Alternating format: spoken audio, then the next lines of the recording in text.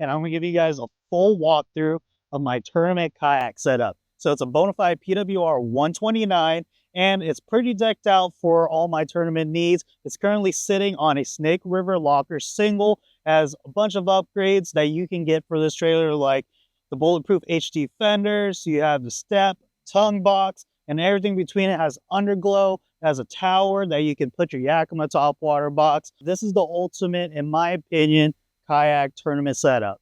So starting at the stern of the kayak, this kayak is being powered by a Torquedo Travel Ultralight. It's about a 3 horsepower equivalent motor, and I got 2 batteries that you'll see underneath the seat to make sure that I can be here all day on the water. Nice thing about this is that the throttle, it lights up. It's the only one on the market, so that low light, early morning type tournaments, or even just casual days on the water, you know how much battery life you have, how fast you're going, all that stuff. No need to put your flashlight to it. This motor has been solid. You got a steel actual lift arm that from Innovative Sportsman that I upgraded for a lot of people who have the aluminum ones that come stock on this and other motors. It's a nice upgrade. You got an aluminum steering triangle as well, so that doesn't break if you hit a rock or something. But yeah, right there, we got the Torquedo Travel Ultralight. You'll see that we got 2 massive poles next to it. This is Power Poles Micro, and these come with the 8-foot poles. So I decided to go with 2 because on a single, you just get a lot of turning radius, and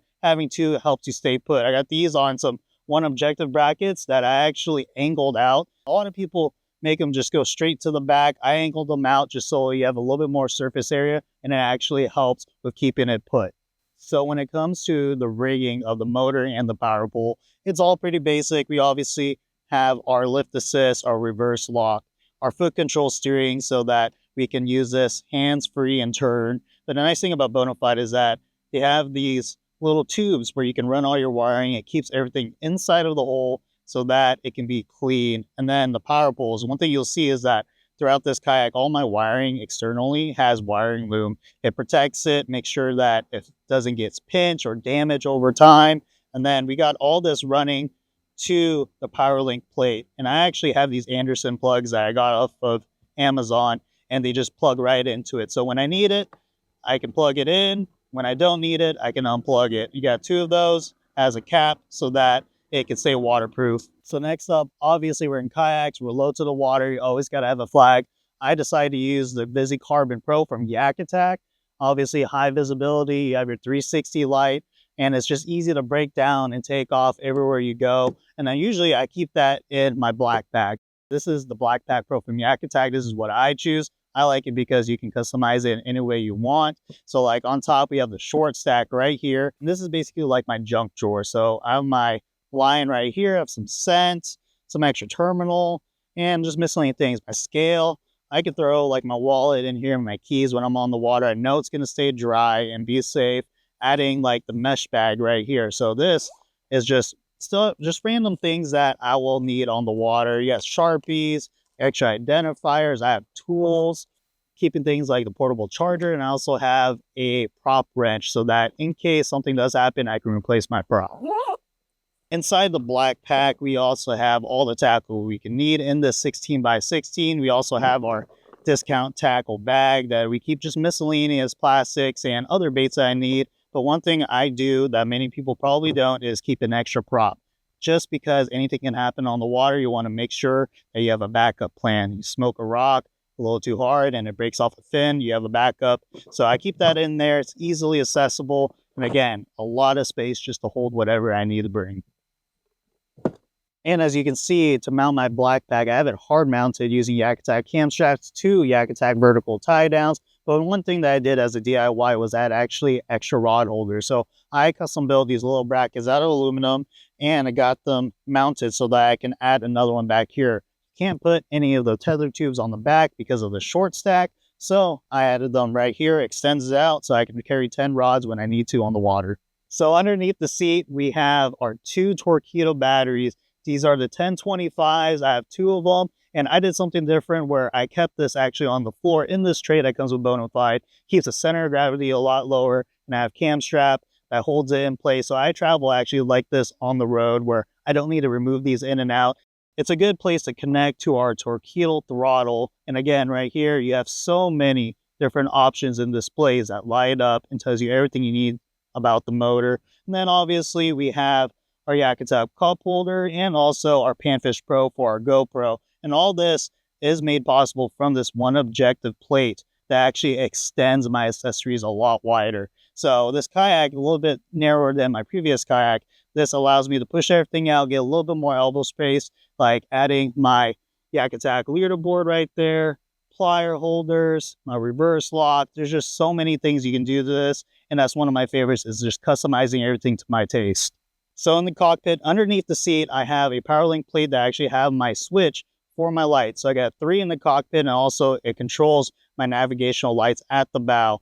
You got Yak Attack through holes pretty much throughout this whole kayak on these PowerLink plates. It just makes it nice so that you don't have to drill holes in the actual kayak itself. And I got that running my wires to my side graph. So I got 2 Lowrance HTS Pro 10s. I like to have a graph right here on my side because it's an easy reach to set waypoints, change the screen settings, and everything in between. I got it right here, and the nice thing about it is that I can lay my net right next to my seat, and this is a good spot to rest that net so that those fish don't jump out of the kayak. So moving to the floor of the cockpit, we have our Wizard FCS kit, foot control steering kit. This obviously controls our turning of our Torpedo Travel Ultralight in the back. And then right down here, we have a catch trap door that actually mounts our transducer to the bottom. So the nice thing about this kayak is that you actually have a recessed transducer mount inside so that it can be protected at all times. This thing is sturdy. I can step on it and not have to worry about it ruining any time on the water. And then as we move forward, we have our second graph. So again, another Lowrance HTS Pro 10. Actually, I have a Burley Pro visor on this just to reflect some of the light and from the sun. I also have screen protectors on both of my graphs as well. They're glass screen protectors, just like the ones on your phone, so that you can crack that instead of your actual screen. So this is actually mounted on the new Yak Attack command center system with the no play lock and load bases. So I can add a whole bunch of accessories to this. You have tracks on 4 different sides of this thing. With all the tracks, you can mount a whole bunch of lock and load bases like I did here with the Yak Attack Rotor Grip phone holder, so that if I don't bring my GoPro, I can put my phone here and get those selfies that I need on the water. But even without this, you can add so many other accessories. On this side, I have the Rotor Grip, and this is a place that I put my net so that I can have it laying on the front of the kayak.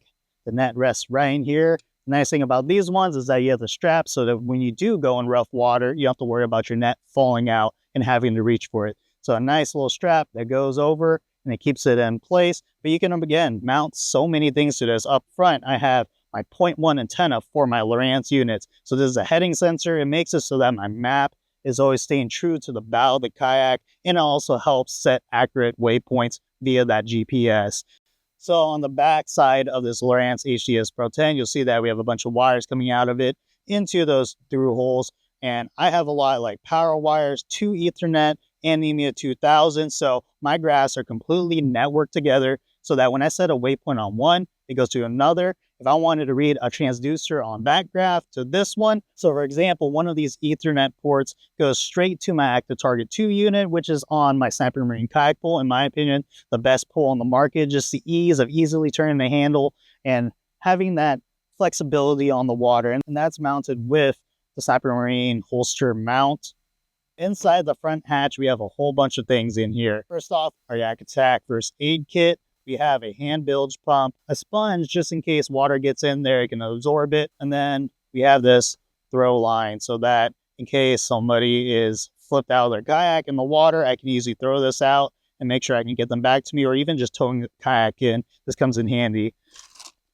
Dude wipes. You just never know when you need it. Got to keep those in there. But you'll see that we got a lot of electronics going here. This is pretty much the brains of the kayak. Anywhere from our Active Target 2, but also a power switch. We got 2 of them. And then also our fuse box so that we can make sure that all of our electronics are going to be okay.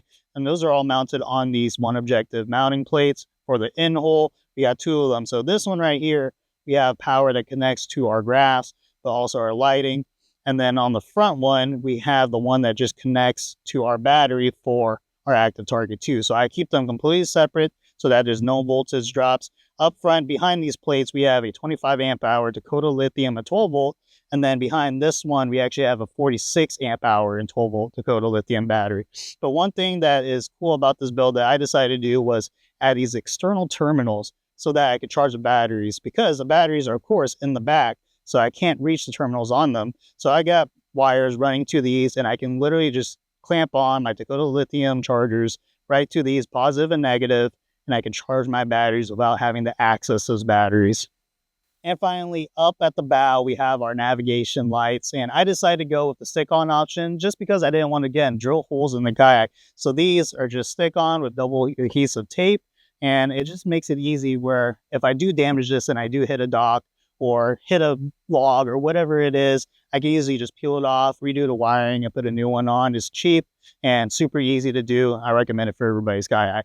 And lastly, on the side of our kayak, of course, we need a paddle. I decided to go with the Bending Branches Angler Pro. This is a 260 centimeter, and it just easily sticks right here with the stock mounting option on the Bonafide PWR.